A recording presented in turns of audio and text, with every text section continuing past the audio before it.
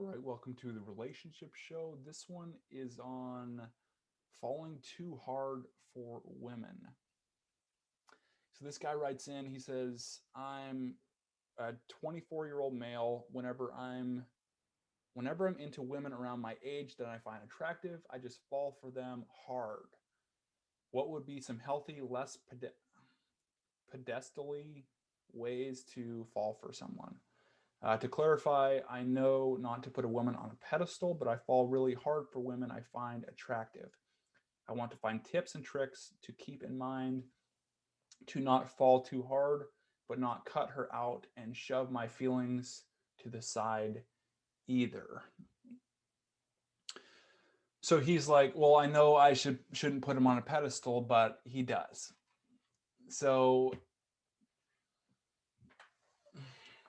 this tells me that he needs to get more women's numbers, get multiple because he's when you're like focused on just one woman, you act like this guy, and he's like, it's much harder to really kind of be in that like negotiation standpoint, which is so important in relationships.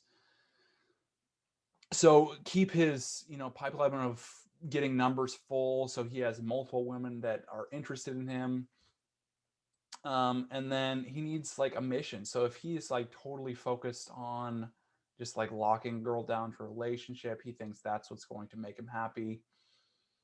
That's usually not the case. So it's like you need to be happy for yourself. You need to be content whether you have a woman or if you don't. And you don't seem like you're very content where you're at right now. And now you're trying to basically solve the problems in your life by getting a girlfriend. You think that's like the magic formula. You see it on movies, you see it on TV, you see it on social media, other people in these relationships, and you think that's like the cure all. And it's not. Okay, so you just have to focus on yourself first, get a mission, something you can work towards day to day.